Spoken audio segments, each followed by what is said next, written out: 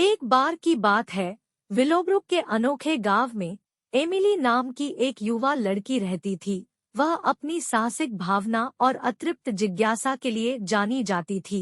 एक दिन गांव के बाहरी इलाके में जंगल की खोज करते समय एमिली की नज़र जमीन में आधी दबी हुई एक प्राचीन दिखने वाली चाबी पर पड़ी। उत्सुकतावश उसने अपने हाथ में उसका वजन महसूस करते हुए उसे उठा लिया। चाबी को अलंकृत रूप से उकेरा गया था, जिसकी सतह पर जटिल डिजाइन खुदे हुए थे। एमिली को एहसास हुआ कि इसमें एक रहस्य छिपा है जो खुलने की प्रतीक्षा कर रहा है।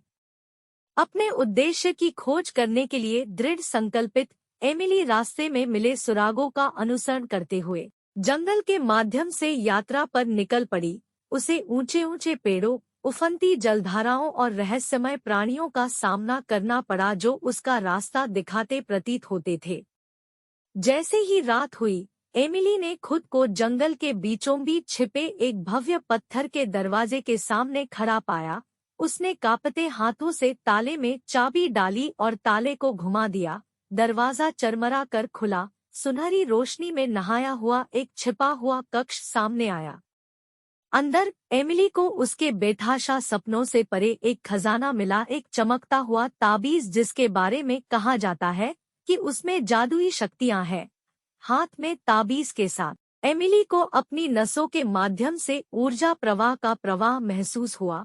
वह जानती थी कि उसने सचमुच कुछ असाधारण चीज उजागर की है। उत्साह से भरकर एमिली अपनी खोज को ग्रामीणों के साथ साझा करने के लिए उत्सुक होकर विलोब्रुक लौट आई। उसके साहसिक कार्य की बात तेजी से फैल गई और जल्द ही दूर दूर से लोग जादुई ताबीज को देखकर आश्चर्यचकित हो गए।